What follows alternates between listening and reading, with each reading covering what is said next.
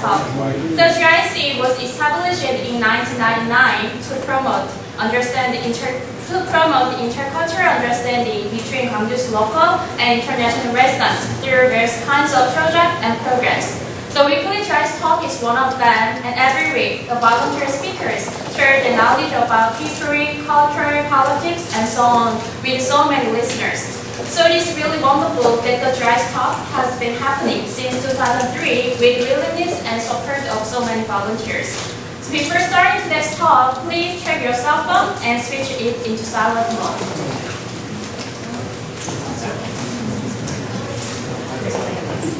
Have done it? Yes. Yeah, thank you. Today's GIC Talk is all about 12,000 miles of adventure across the USA on motorcycle. It's about travel. When I think about travel, it makes me smile and happy, right? So as for me, going to Yeosu when I was a freshman was my first trip to think about myself. So at the time, I could have a precious time to think about myself and I could be refreshed from my daily life.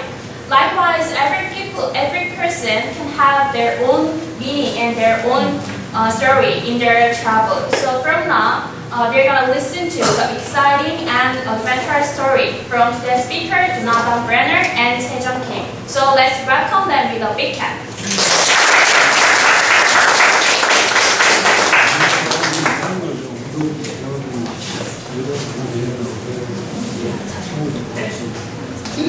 Well, thank you very much, everyone, for that warm start and everything. This is my wife, Diane, or Jeong, and I'm Jonathan. And today we're here to share with you our trip of 17 days across the United States on the back of a motorcycle. Yep. Okay. 17 days. Of fun and adventures and everything like that. Shall we begin? Yep. Okay. Our presentation is divided into about 5 or 6 sections. Some I will do, some she will do, and if I need to add some details or she needs to add some details, she'll just We'll cut each other. cut each other off, just like our marriage is always like that. Okay, so let's begin. We had the fortune of taking 2 months off this past summer, and we decided to do a lot of different vacations. One of them was my first cross-country trip on a motorcycle, and her first Cruise.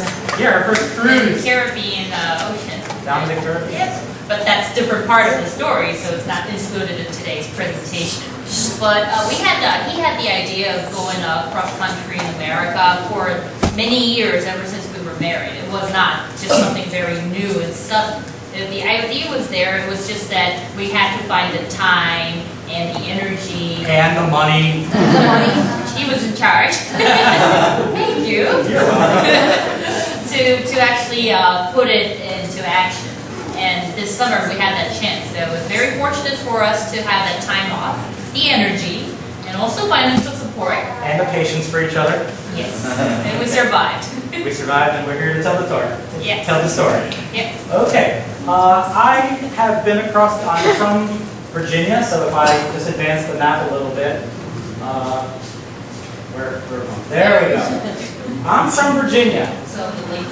Oh, we have a laser pointer. Excellent. I have a laser pointer. This is great. Don't point at people. Okay, so this is the United States. This is the 48 contiguous, what they call the lower 48. And I am from the East Coast. Virginia right here, very close to Washington, D.C. During the time that I was a teenager, I've had the fortune of being able to cross the United States with my mother driving and 2 brothers, so single mother, and 3 children, 3 sons, and successfully did not kill each other, going across the United States 3 times. The first time was in 1992 to a place called the Four Corners. We'll get to the Four Corners in just a few minutes. The second time was up into the northwest, Idaho and Montana.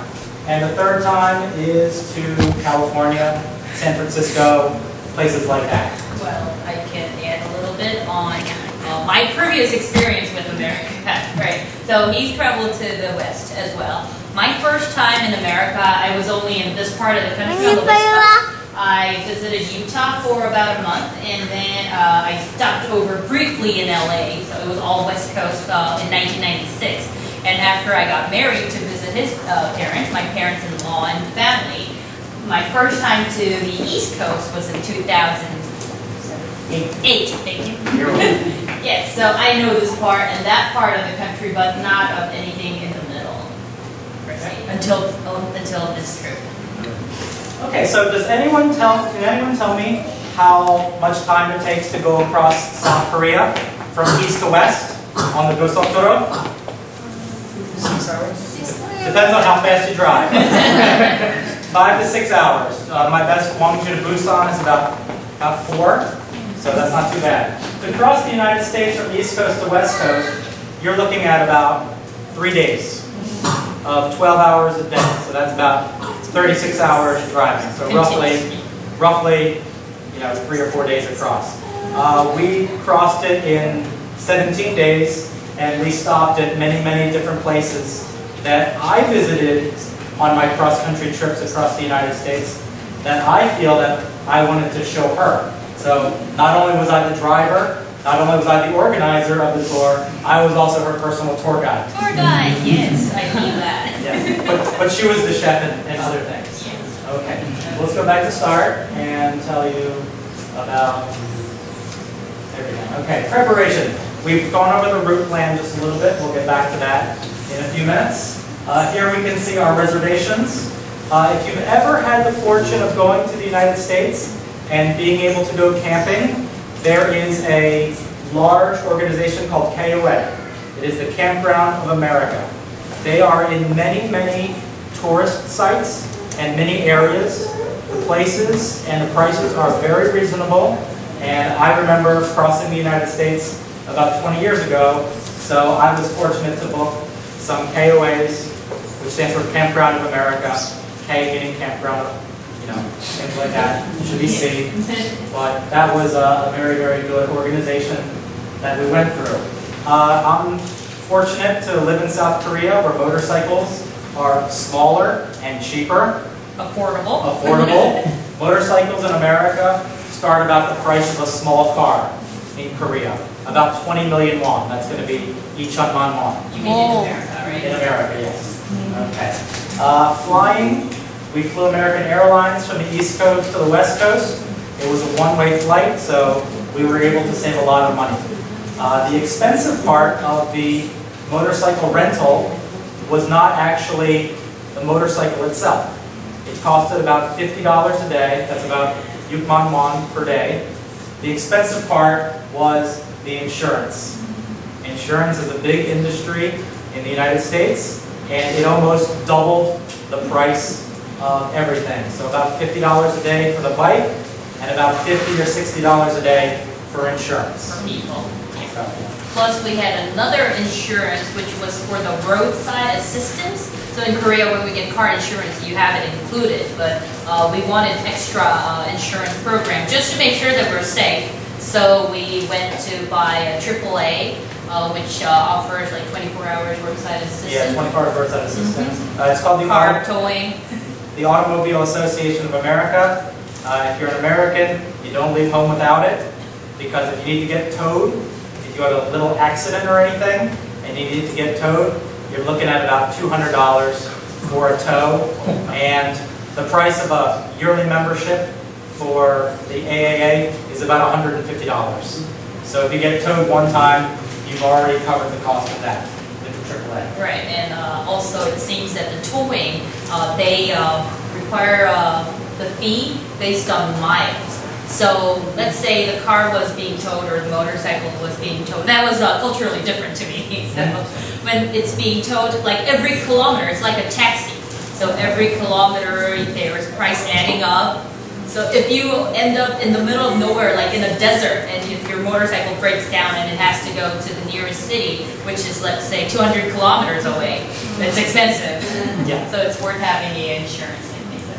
Also, this was our first time on a real, serious cross-country adventure, so we had to buy all of our camping gear, and we can demonstrate that a little bit later. We brought a couple of props featuring what we've done and how we packed and everything. Because 17 days on the back of a motorcycle, you can't take a lot with you. You have to eliminate a lot of stuff. So you take only the essentials. And talking about essentials, one of the most essential things is what you call navigation or a GPS locator. Nothing saved us more than that. The only problem was that the GPS device, they have speakers, right? You can't have an earphone in there. But on a motorcycle, because the engine is large and the noise is quite much, you can't hear it. So I have to look at it and scream at his ear, turn right! And she is directionally challenged, so she doesn't know left and right. Yeah, no PDA. Okay, I think that some of us have had Korean motorcycles, have not had American motorcycles. There is a night and day difference between the two. But on women's perspective, they two all look same, right? I mean, do you see any difference on the outside? Yes. Not really. Okay. So Go ahead. Thank you. So I put together just a small table of the basic measurements of what you see. And this one, laser. This one right here is what you call the Daelim Daystar. It is your standard Korean motorcycle. And this is the bike that we had that was dressed down. Harley Davidson, custom cruiser. Softail Heritage Classic. So if we zoom in, we get some of the differences in statistics, including engine size. Your standard Korean motorcycle will be about 125 cc, and your American motorcycle is going to be more than 10 times that. It's going to be 1500 cc, almost the size of a small car engine. A little bit larger than Morning, I think. Yeah, a little bit twice the size of a Morning. Okay, almost the size of my car. Okay, the weight difference is where it really comes into play. I weigh about 80 kilograms. So you take 2 of me, and you get the Daelim Daystar. Okay? You take 4 of me, and you get the size of a Harley Davidson. And there's quite a difference in handling between a small motorcycle and a big size motorcycle. And this was my first time riding such a big haul, as they say. Okay? As you can see, the lengths are about the same. If we want to demonstrate the lengths, I brought my good old tape measure. Okay, your Korean bike will be 2¼ meters. So that's right there. Your standard bike is going to be right about there. And your American Harley is going to be 2.4. That's 2.4. So really not really much difference. The differences are mostly in the weight and the wheelbase. The wheelbase is the distance between the center of the front tire to the center of the back tire. So if I go back, this distance here, from here to here, that is the wheelbase. It makes a big difference being able to turn the motorcycle.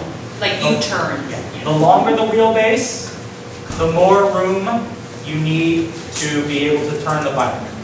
But at the same time, the longer the wheelbase, the more, steady? The more steady the motorcycle is, because Korean motorcycles are built for mountain passes and city driving, quick turns, swerving left and right, avoiding those taxis and buses, which I do all the time. And the American Cruiser is made for one thing, going straight down the long expressways where you could go for 200 kilometers and not have to turn left or right. So a very big difference between the two bikes. Top speed, also quite a difference, 174. We did that on the Harley Davidson, and it's legal. And the Daystar is 115. I've done that before on that. Horsepower, that's the power, like going uphill, the ability to stay at the same speed. If you're on a Daelim Daystar, if you're going uphill, you'll lose a lot of speed. But if you're going on the Harley Davidson, not only are you going to maintain a lot of speed, you're going to increase your speed, just due to the differences in the engine sizes. Yes, and because we were traveling 2 persons in one motorcycle, so 2 person plus all the weight of the luggage, we needed that power when we were traveling, and especially because we were going to some of the mountainous regions, like Rocky Mountains, and also in Utah there were canyons where we need to climb up really massively. Quickly. So that's why we needed the Harley Davidson. I think the biggest difference between America and Korea in driving is that in Korea you're not allowed on the expressways with the bike, but in America you are very much allowed to, and you are free to go as fast as you want in some states. I think in Utah the speed limit was 80 miles an hour, which is close to what's law. 130 kilometers an hour for a speed It's limit legal, yeah. in some places. Very fast. How about the driver license? The different from the automobile? Yeah, you need a special license to be able to drive a motorcycle in America and in Korea, which I have both. So I had that like 3 or 4 years ago. So it's just that this was my first time having such a big motorcycle, and before we even got on the bike, I took a couple of minutes, a couple of hours maybe to just practice, turning left and right before I subjected her to the Jonathan roller coaster. Okay. Are we ready to move on to the route? Yeah, the route. Okay. So mimicking the route that I did about 20 years ago in the United States, I was able to remember our cross-country journeys were perfect for sightseeing. And probably one of the best places for sightseeing in the United States that has a lot of national parks, very concentrated, not a lot of distance between the two, was Utah. Okay? Utah was home to maybe 5 or 6 different national parks that I remember going to when I was such a young age. Before we get into that though, we actually picked up the motorcycle in San Diego. If you've ever been to San Diego, it's down here. It's in the southernest part of California. If you ever have the chance to go to San Diego, go. It is amazing. It was wonderful. So that's where we picked up the motorcycle. And the first thing we did was we went through parts of Southern California and through Las Vegas into Utah. So this region is a total desert. Mojave Desert, the Nevada Desert. If you know something about Utah and Nevada and California, in the middle of July, it gets hot. This is about 32 degrees today. Okay? In California, in this area, it gets up to about 45 degrees during midday. So we would have to wake up at 6 o'clock or 7 o'clock in the morning to get on the road so that we didn't suffocate to death due to the heat. But the good thing is that, well, I could say, better part is that it's dry heat. There's no humidity. So it's very cool in the shade, as long as you stay in the shade. There's no trees, there's no buildings, there's no shade. Okay, so the first part of our journey was spent through Utah, which we'll get into in just a few minutes. We have lots and lots of pictures of that region, so you will see it later. Including national parks such as Zion National Park, that's right here, Bryce Canyon National Park, Arches National Park, Mesa Verde, the Four Corners. I alluded to the Four Corners. This is the place where the borders of the states come to. So if you look at the floor, there's a square. There's 4 squares. If you stand here and here, you're in different states. If you do all 4, you're in 4 different states. Okay, that's why it's called the Four Corners. I'm pretty sure that our Korean audience would be more familiar knowing that in Jiri Mountain there's a corner where 3 do meets, right? So it's similar but larger versions of 4 states meet. Yeah, that's right. Okay. The second part of our cross-country adventure was just driving. It's very plain. We spent about a week in Utah, and we only had 17 days with the bike, so immediately our half the time was taken in that time. Your question? Yes. Can I just get you? You said you started at like 7 in the morning. Yes. Does that mean like you stopped riding at 10 o'clock till 3 o'clock, or you just? Yeah, sometimes we took the afternoon off. I mean, you get to about 12 o'clock until 3, and it's just too hot. So oftentimes we would just Stop over for lunch. And enjoy the air conditioning for about 2 or 3 hours. So, and then get out to finish like about the last 50 to 100 miles that are left in the journey. And you finish what at like 6 at night? Or? Yeah, sometimes 5 or 6 at night. So we would be actually riding 2 different sections. We would be riding about 3, 4, 5 hours in the morning, and then in the afternoon it would be just like 2 or 3 hours to finish up. So. And the long arrow over there, the 2 long arrows, they were about 400 miles each, meaning 700 kilometers. That was our longest day. 700 is long. And that was our hottest day. We'll get to that in a little bit. Yeah. Okay, after this area, this place is very flat. This is Kansas, this is the plains of the United States. You have cornfields, you have cows, you have blue skies. It's just an amazing sight if you've ever been through there. Very boring, very monotonous. What do you mean corn's boring? Corn's all But I love it. That's what I wanted on this.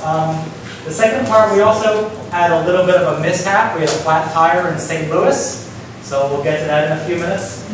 We visited some friends actually in Salt Lake City, which would be over here, and in Columbia, Missouri, and in St. Louis I had a little bit of a memorial service for a friend who died about 10 years ago in an accident, so I was able to see his parents and see what happened to him at that time.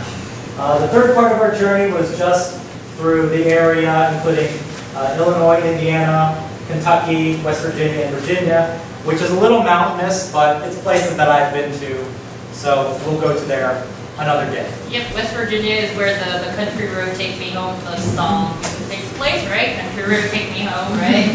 There's the mountain, Appalachian Mountain, so we went over. So we basically went over 2 mountainous areas, Rocky Mountains between around Colorado and also Appalachian here. Okay. And we finished the journey in Washington, D.C., right outside of the national capital. That's where the bike was due. 17 days later, after we started. Okay? All right. Sure. Now I would love to show you some of the pictures, really nice pictures that I took from the back of the bike and also off the bike on the national parks. Yeah, they were beautiful. This is an annual pass that they sell for national parks because when you enter a national park, of course, you have to pay the fees. But if you buy annual pass up to 4 people, including a car or a motorcycle, you are allowed to enter as often as possible. Right? And national parks, it was $25 to enter one park. And the annual pass costs $80. And as so, you can see, we've done many, more than 4 parks. So right? if you do 3 parks, you get your money's worth right away. So the first national park we went to is called Zion Canyon. Now we have visited 2 canyons, actually more than 2, but roughly 2 large ones. And these are like sisters of Grand Canyon. The reason why we did not go to Grand Canyon is Too hot, too many tourists. Everything is already booked up 2 years before you go there. So if you want to start planning on your summer 2015 vacation to the Grand Canyon, do it now. Do it now. Then we went to Zion Canyon, which is also very, very wonderful. As you can see the scale that how we're here and then the canyons are up there. So here we were looking up to the canyon, right? It's just really, really nice and magnificent. And I think it's so, the square kilometers or miles are really large too. The area. No stream there? Excuse me? I mean, no stream in Zion Canyon? Oh, there are some streams that are running too, yes. And they were trying to do more eco-friendly approach. So the thing is that many people would park in the parking lot and use the shuttle bus for traveling up into the canyons. And I think it was a very good approach so that it limits the car emission in the park. and it's also very hot. So if you walk from one section to another, you're going to be dying. We did not do serious climbing because we're not climbers. We're not climbers, we're bikers. Right. We Now- ride, we don't walk. Of course. Now we have Bryce Canyon. As you can see, there are arches too, and this is natural arches, so it's really nice. Yes, he's happy. That's the motorcycle here.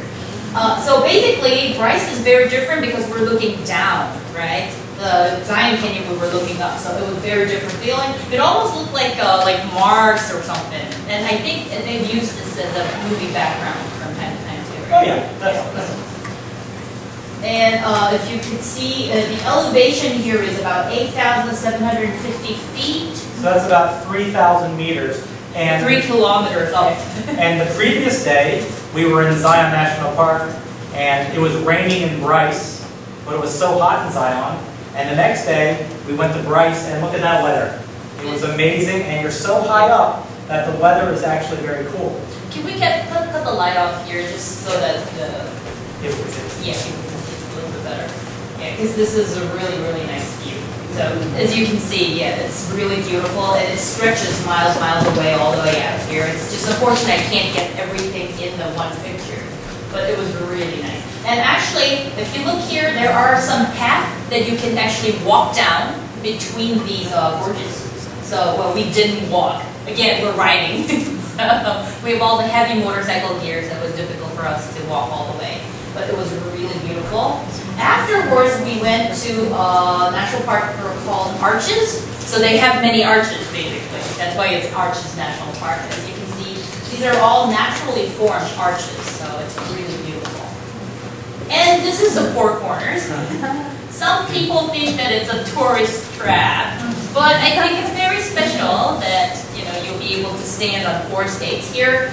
You see Utah, Colorado.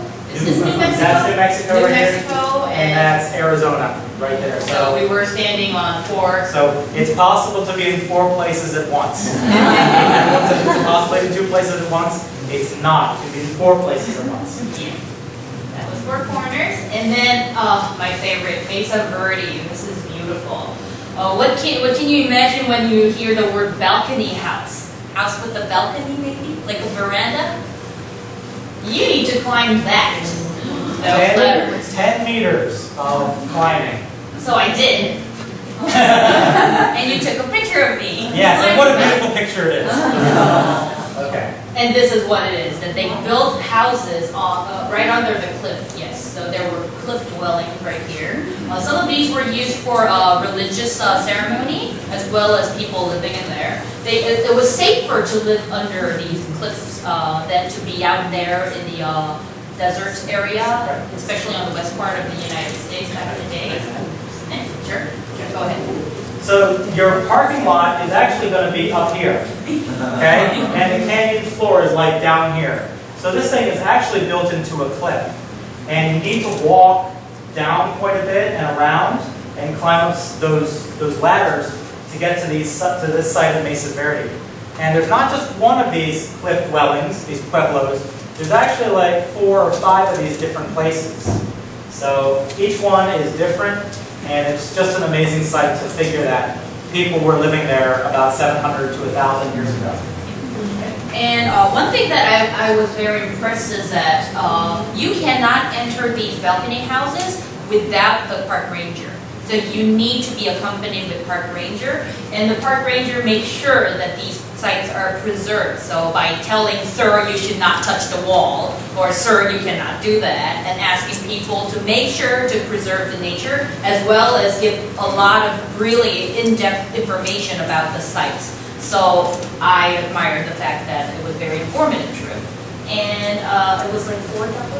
Yeah, it was about. It was really not Yeah. something that you So could argue. aside from the $25 that would have cost, the extra tours were about $4. But that goes to heritage, preservation, and the salaries for the park rangers and everything. So it's definitely worth the deal. Yeah, it was really nice. So that was Mesa Verde, and then Monument Valley. This is next to, or it is the Navajo Indian Reserve, so where Indians live.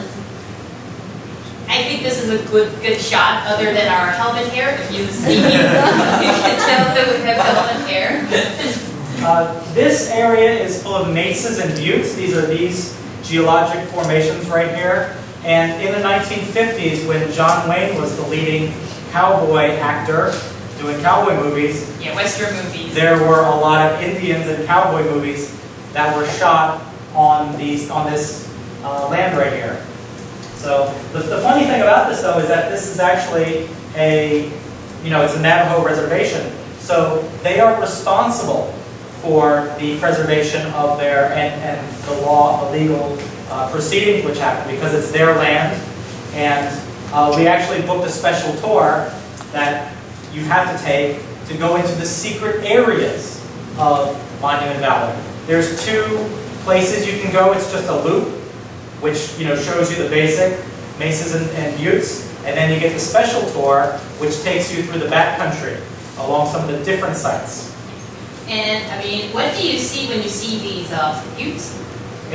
Mesas And buttes. They actually named this mittens, right? The mittens. Mittens meaning the gloves with no fingers and one thumb, right? Yeah, it's called mittens, and it was interesting. So each one has a special name. There was one of an elephant. There's one of a buffalo. They're all different, Indian person. Indian person in there, yeah. So those are the national parks that we've been to. Now we can move on to food and lodging. Food is very important when you're traveling, right? Yes. Totally. It is actually the most important thing from what I understand. But because we were basically camping, we had some certain limitations. So as we can go through here, this would be the meal, typical meal that we had when we were camping. So just meal made with just one frying pan, really simple, just some vegetables and beef that we bought, as you can see. I can just pass it around. Pass it around, you can see. And everything fits in that one little thing so that we can carry it easily, right? Yeah. Because we only had one bowl, we shared it. Because we only had one soup cup, we shared the bowl too. We're married, we're allowed to. Yeah, sure. And when we were so tired after a long ride that we really did not have much energy to cook, we would just go eat out. And this is why we could not lose weight when we were in America. Meals are larger, and they have, I assume, a little bit more calories. Now, this is what we had when we visited our friends.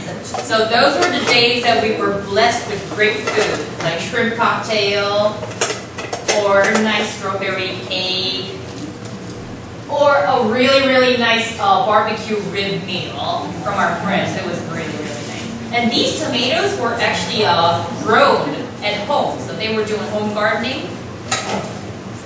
Or a really, really nice Dutch coffee cake, which was so nice. Yeah, those were the foods. And the lodging. So we did explain about KOAs, right? So they are the campgrounds. You have different options. For example, this is TP, which is a Traditional Native American. Yeah, so Indian's house, right? But of course, we did not have enough equipment to live in there. So we chose to go for camping cabins, right? They look like this inside. So they have been pretty nice, right? Like it's like a smaller version of pension. Right. And we had to bring our own linens. And for me, our linens were like 2 sleeping bags, which I bought in Korea and can fit down into this size right here for one person. So you want to go ahead and just feel how heavy that is? Keep in mind, we are on a motorcycle where space is limited, and the smaller you can get, the more options and the better you can get. Right. And this is me cooking. Do you see the stove, little stove right there? And we had the crackling oats for breakfast, things like that. I'm working hard. So they have a little porch where we can actually cook and stuff. It was quite enjoyable. Now the people we meet on the road, it was interesting because 2 of these couple we knew from Korea. And then we were able to reconnect with them. So how did you feel when you meet them? Amazed. Excellent. Everything was excellent. I was really, really pleased with the hospitality they showed us. Right. Dan and Kathy live in Salt Lake City, so we had a nice breakfast in their backyard. And they invited us over to their sailing boat. So it was my first time sailing and his second time sailing officially. And it was a very good experience. Very relaxing. And with Gail and Phil, they live in Missouri, which is, I think, St. Louis area. St. Louis area. They're famous for their barbecue and food. So we had a really nice time enjoying the food. And this is a smoker. So the baby back rib, the pork rib, was being smoked, and it was really, really, really nice.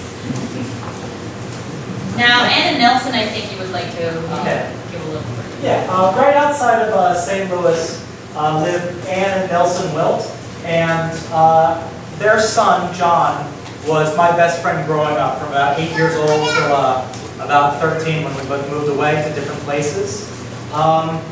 Nelson Wilt was Air Force, and his son His favorite movie was Top Gun. He always wanted to be a Navy aviator or a flyer in a jet. And he achieved his dream. He became a naval aviator when he was 22, but he died about 2002 or 2003 in a training accident. And I hadn't seen John in about 20 years. He moved away, and we moved away in 1991. So to commemorate him for the first time that I've ever, to commemorate the first time seeing his parents, in 20 years, I decided to visit them on our journey. And I was able to see that they've made a little memorial for John in their backyard. And it was just... They also do a foundation, and they raise fund by doing a marathon, so a memorial marathon. Yeah, it's a scholarship. It's a John Blood scholarship. So the death of my best friend when I was growing up, of course, it's a tragic situation, but they seem to turn a tragedy, upside down into benefiting people for that cause. Yeah. And it was quite advantageous because is Miss Sentiment? Yeah. Okay. That's Mr. Will, Mrs. Will, and that's our traditional motorcycle clothing in the sun in the United States. It's very, very hot, so you get like a lot of sunburn.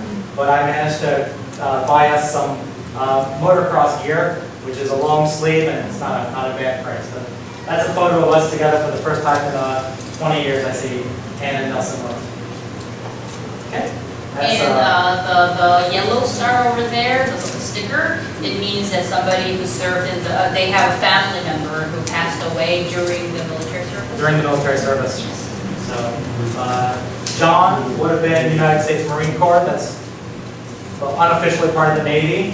And Nelson, both his father was Air Force. He flew cargo planes. And it was just a great time to see that for the first time in such a long time. And his little memorial. Little memorial to John, the hat that he wore at graduation from the Naval Academy. It was just a kind of an emotional time for me, and I'm kind of an unemotional guy, so it was interesting. Okay? Mishaps. Mistakes. Okay. I'll take the first one? Sure. Okay, I'll demonstrate. Running out of room. If you look closely to this picture, this is our motorcycle fully geared up with everything that we have to carry. Plus, imagine me sitting here and him sitting there. Okay. That's full motorcycle right there. Do you see my Crocs? The sleeping bags, extra luggage, more luggage, side bags, and still we were running out of space, right? So we tried our best to pack everything, and we have a couple of things that we would like to show you. Yep. This right here is the tank bag. It expands. This is everything for spares. Spare tire tubes, all the wrenches that you need in case we get stuck in the desert. And it's about 100 kilometers to the nearest city. I would have had to repair things for myself. And I'm not that mechanically inclined. So it's magnetic, which is fortunate for us because you can just stick right on the motorcycle gas tank. I think the wall is actually, you might even be able to do that on the wall. I can? Yeah, it's magnetic. Yeah. Magnetic. So it opens up. There's also a little zipper right here. You can actually fit quite a few things in there.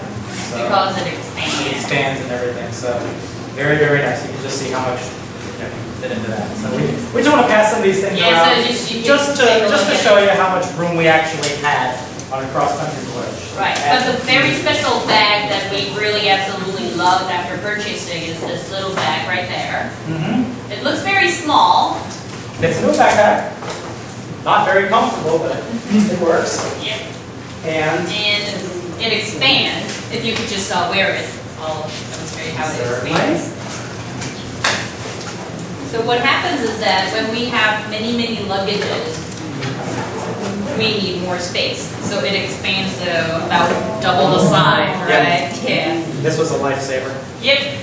And also if you're in the back, it expands. So, yep. And even with that, we needed more room. So we decided to use this cargo net. A cargo net is where you can just have it stuck right there, right? And have everything kind of on there. The only problem is that sometimes the hole is too large and the sleeping bag dropped in the middle of the room. And it was broken twice. That will explain the difference between that sleeping bag, which survived the fall, and this sleeping bag, which is a little bit out of proportion. But it's still very useful. Right. And then there's a side bag, which is not visible in this picture. But because this went into this side bag. And this one also expands, as you can see, about twice the capacity. And this fit all of our clothing. We had two of these, one for each side bag, and it fit all of our clothing into these two tiny side bags. So you can imagine the bike was pretty full. Yep, it sure was. And we actually ended up having to send some of the stuff that we thought are not necessary back to the home at the East Coast using the U.S. Postal Services because we were running out of room. And also, these are really useful. It's called bungee cords, right? And these are used to attach things into the back of the motorcycle. As you can see, I need these cords to attach the bag to the motorcycle. They're really nice. Yeah. And for the safety, we usually carry these, especially when we're driving in the dark or at night or in rain. We want to be visible because we're on the 고속도로, right? Expressway, and there are many cars just passing by. So we bought this. It's basically a construction worker's vest. Right? Yeah. Because it's cheaper than Harley Davidson shop. Harley Davidson costs like $45 per. These were about $15. Yeah. And I mean, you can turn around. You cannot miss it, right? It's difficult to miss it. So we had so many things to carry, so we were kind of running out of room. But we managed to do things. Yeah. One size fits most.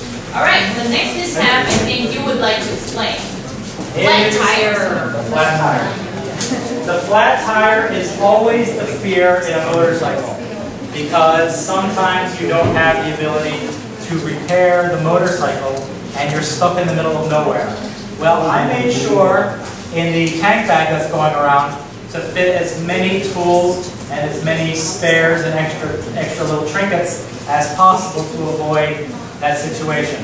But it can't be avoided. So in the middle of St. Louis, at least it was in the middle of the city, St. Louis is right smack dab in the middle of the United States, we suffered a punctured tire right on the back of a expressway. So basically you can feel when the tire is flat. It just wobbles and makes a funny sound, and you just pull over to the side of the road and make sure that nobody's around you, and just bring the bike to a full stop. So how far can you go with traveling? How far can you go? Oh, about 100 meters. 100 meters. Yeah, 100 meters. So you can meet the especially easily. You can find easily. Yeah, it's you can feel it very easily. Like you'll know when you have a back tire or a front tire that's flat, because in the front tire you lose steering. You don't want to tilt your bike because it'll fall. Very dangerous. Though. Yeah, on the back tire when there's a puncture on the back tire, you lose speed and you feel like it goes up and down and up and down. All the air's trying to get out. So it's fortunate that we were in the middle of St. Louis.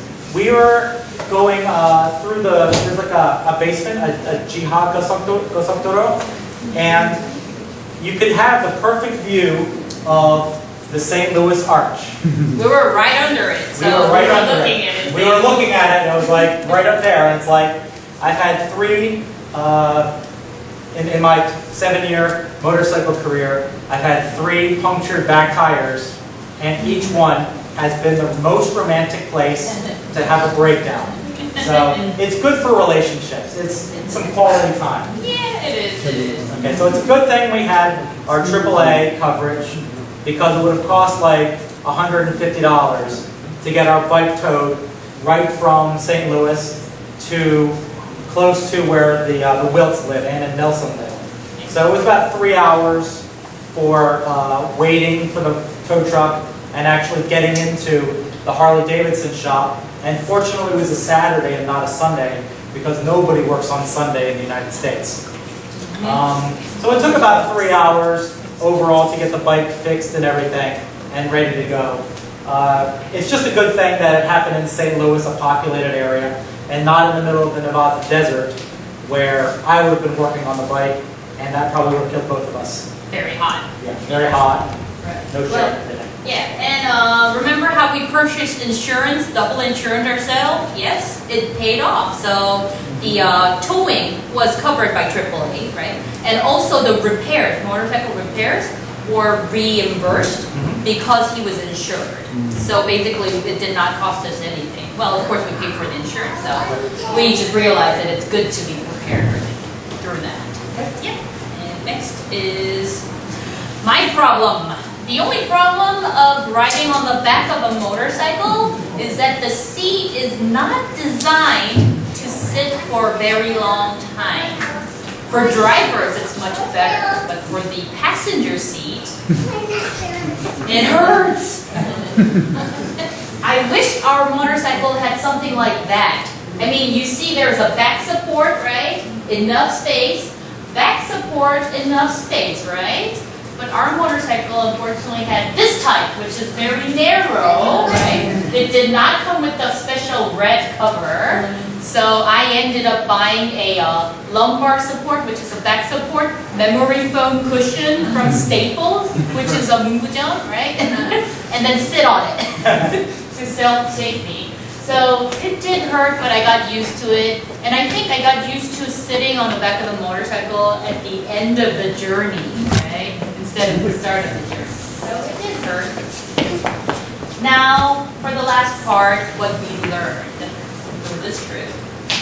First, less is more. I definitely learned minimizing everything and having only the essentials through this trip. And to realize that you don't need much to live happily or do a trip. You really can minimize things and still be able to enjoy the trip. So I definitely learned that less is more.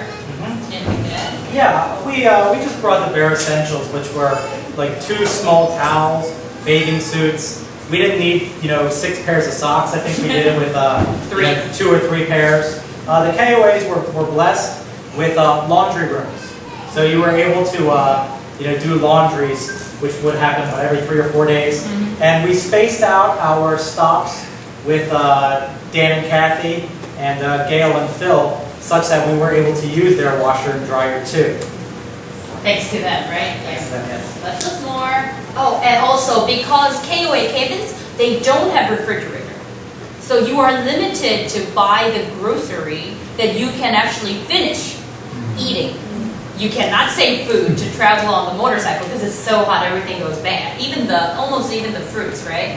So when you're shopping, when you're on a trip, you realize you can't buy everything that you see that you want. So I realized that, and I think I kind of learned my lesson through that. Do you think so? I'm not sure yet. The next one is that unforgettable memories, like a beautiful driving through a gorge. So between the canyons on a motorcycle, the beautiful river views, the canyons, national park, it was just a good memory. It was just wide open spaces in some parts of the United States. I mean, in Korea it's very mountainous and it's different, but in some parts of Kansas or some parts of Oklahoma where we were, you could get off the bike and you could look in all 4 directions and you could see the horizon on each side. So just beautiful days and beautiful times. And we do realize that the world is a wonderful place. Yep. And people are usually nice as long as you're nice to them, right? So I think we learned a lot through this travel. Absolutely. And we learned to love each other all the more. Yeah, that's it. That's everything. Thank you very much. Thank you. Part of the Q&A session. Okay, well, thank you for your talk. And now it's time for questions.